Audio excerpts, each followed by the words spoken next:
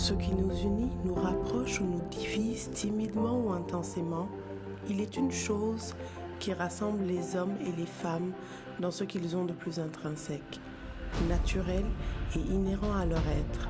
C'est leur réaction à l'épreuve de la maladie. Le cancer, ce n'est pas la fin du monde. Le cancer n'est pas synonyme forcément de la mort en tant que telle. Nous avons mené des plaidoyers pour avoir la gratuité de la prise en charge des cancers féminins, et ça c'était 2007 avec le président Tandja. Parce que le cancer, que ce soit du sein, du col, vraiment dépisté à temps, on peut les guérir même au Niger.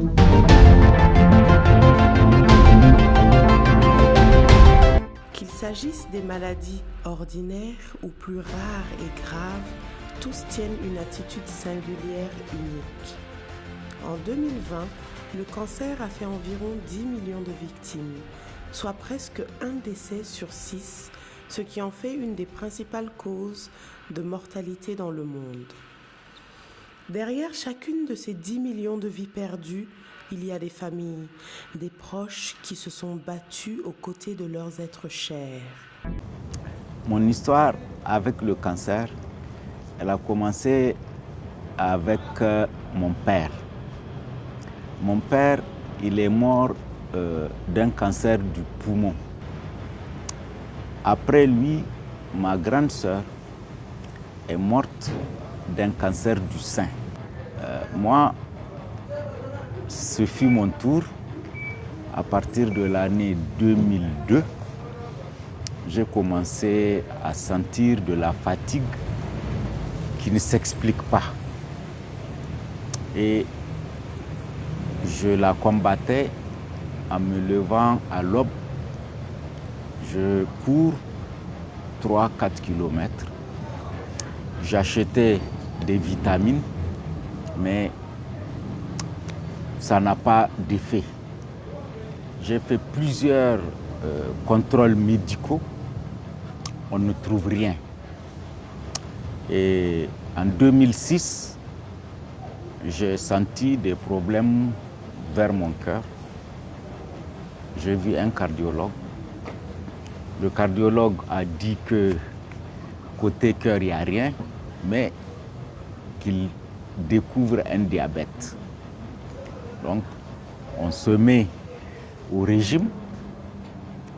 Et quand je suis revenu pour le contrôle du diabète, il m'a demandé encore une numération sanguine. Et là, il a dit, tout est bon, mais il y a quelque chose qu'il ne comprend pas. C'est le taux des plaquettes qui est très bas. Donc, c'est à partir de cette interrogation que le cardiologue a demandé l'avis d'un autre médecin. Et ce médecin qui m'avait déjà vu, où on a soupçonné peut-être une tuberculose, on a fait une culture-réaction.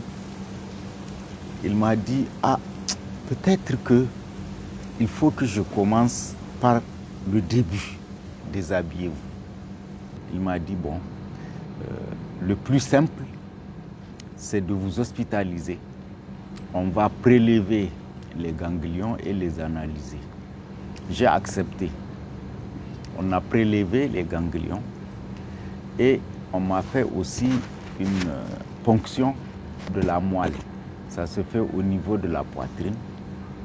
Et au finish, celui qui a analysé la moelle a conclu que c'est un lymphome. Un lymphome, c'est un cancer du sang. Ni shekara guda ne na ji dan bul cikin nono. Da farin da naje ci akai udil ne ka fudda shi. Na biyu kuma na ga ya kara fitowa na kuma na zo nan ne ne. Aka fudda shi. Aka kai shi can anapat. Sai aka ce cancer ce. Kirka la utor ko dai no irbai kan cancer no. Yiri fone ya da andu te andinka. To irka da gice be kan irka gice mo iner se cancer no.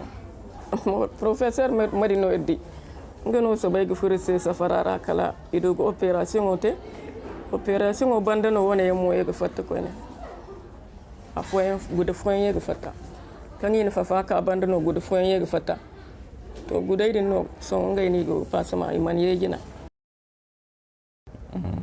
Le jour où j'ai su qu'on m'a annoncé qu'il s'agit d'un cancer, j'étais choqué. J'étais choqué. Je me disais, bon, peut-être ces jours sont comptés.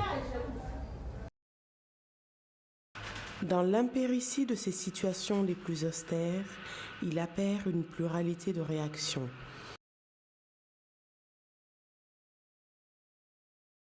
Certains se résignent, d'autres abdiquent en chemin et subissent, tandis que les plus vaillants ou les mieux entourés se battent avec une volonté de vivre inouïe. Quand on m'a diagnostiqué, le soir, je suis venu, j'ai dit à ma femme, une telle, le diagnostic de lymphome, il est confirmé. Donc, j'ai un pied dans la tombe.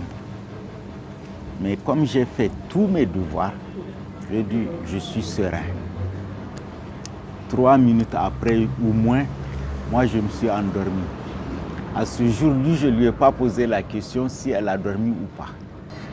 Ce que je vais dire à tout le monde, il faut traiter le cancer comme n'importe quelle maladie. J'ai un professeur, tirage, comme ça c'est passé par Onja. Chigno, tous les autres. Je viens tous les jours, on a reporté, on a zoa. C'est là Allah sa akfar damish. On a akfar damish, nous ban je komi na gode ma Allah. Andi ce mini ita ce kuma na dogara da Allah. Mon traitement a duré 10 mois. Pendant 9 mois, on fait de la chimiothérapie toutes les 3 semaines. Saboda kin san mutanen da an ga musu su kai malati ga zagare ka shikenan ita dai kura ruwan su dai kura jan kamar suke ba su barin ka kai supportan ciwo sai su ta dai kura jan ka shi ko bai kamata.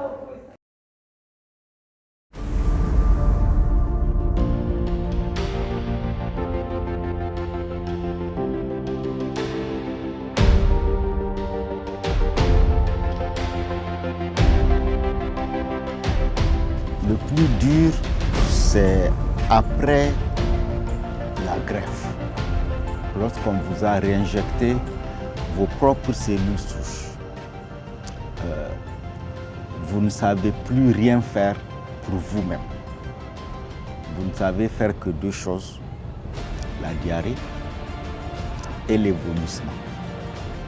Bon, pendant la phase où j'étais en chimiothérapie, je me suis mis au travail.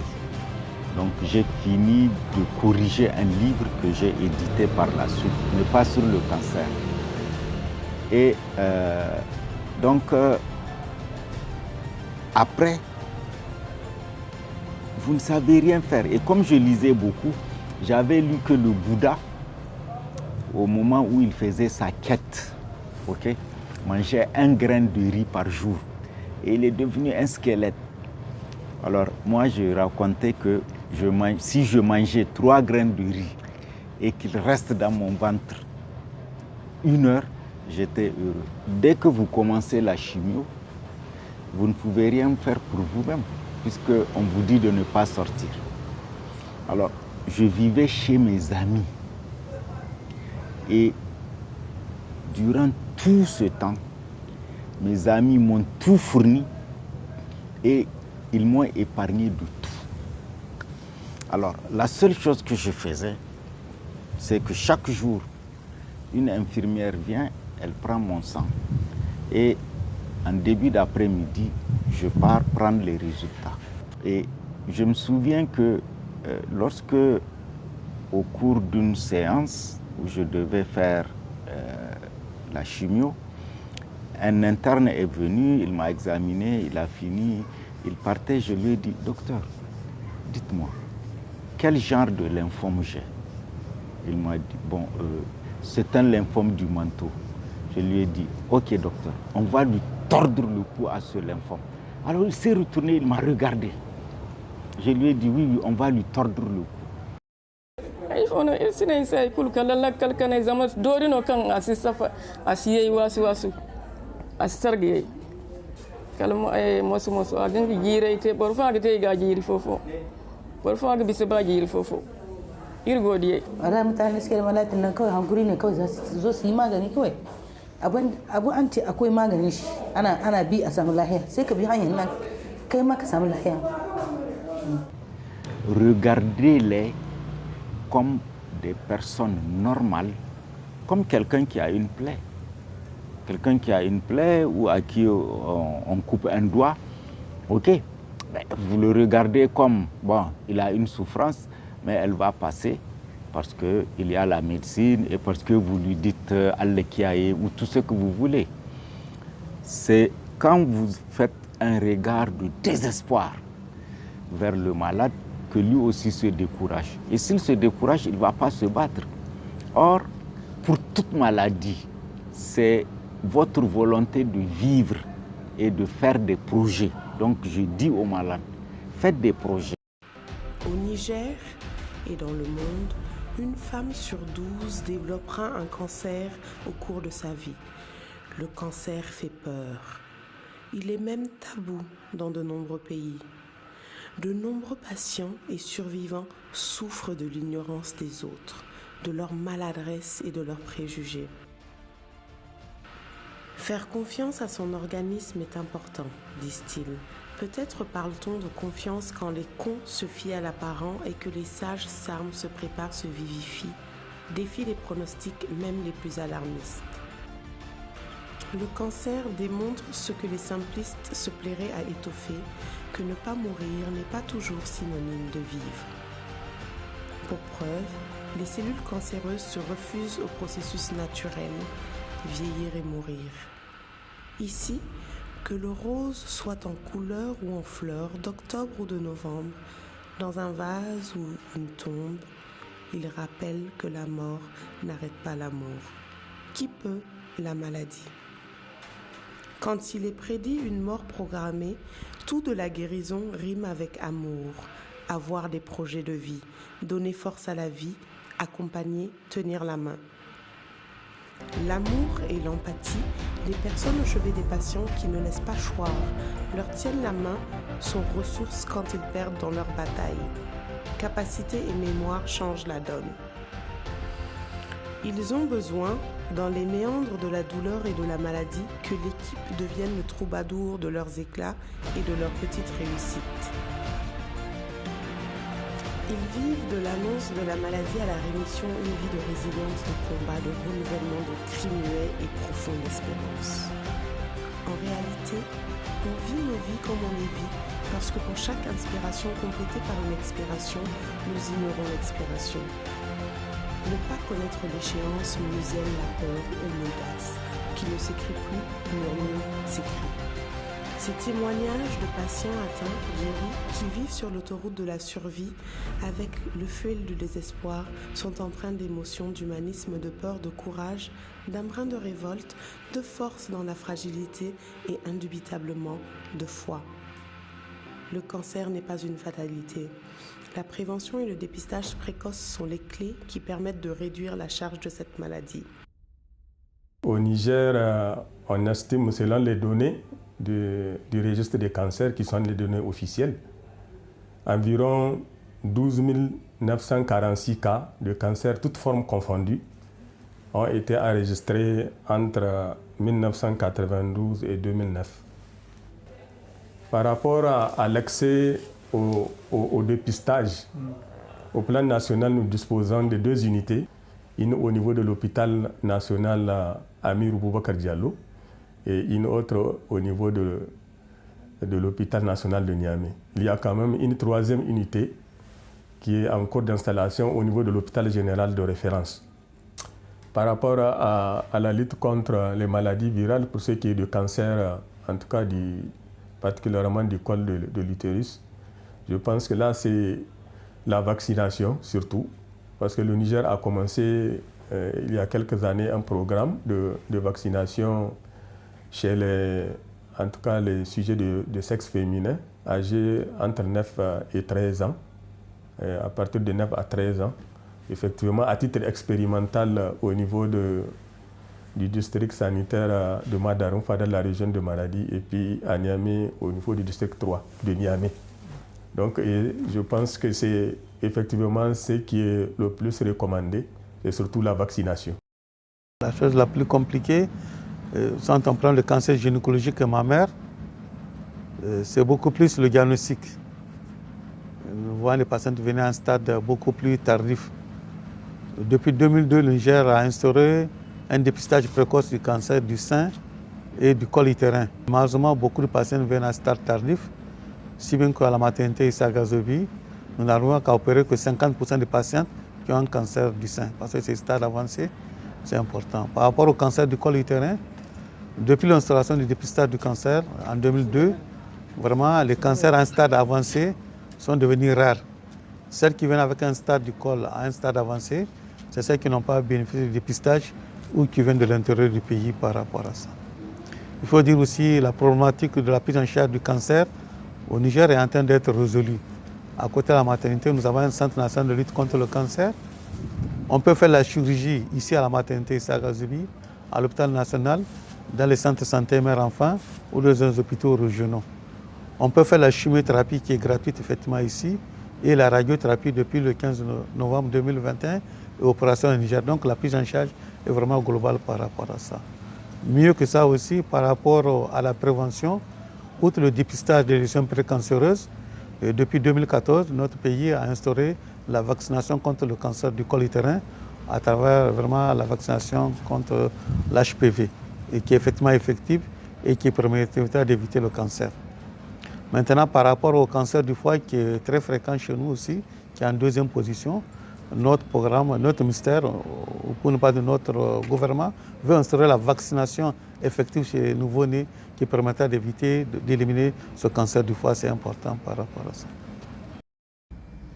Alors, dans les années 2003, avec certaines patientes atteintes de cancer du sein, certains parents de malades atteints de cancer et nous autres praticiens, nous avons décidé de nous mettre ensemble suite à un certain nombre de constats.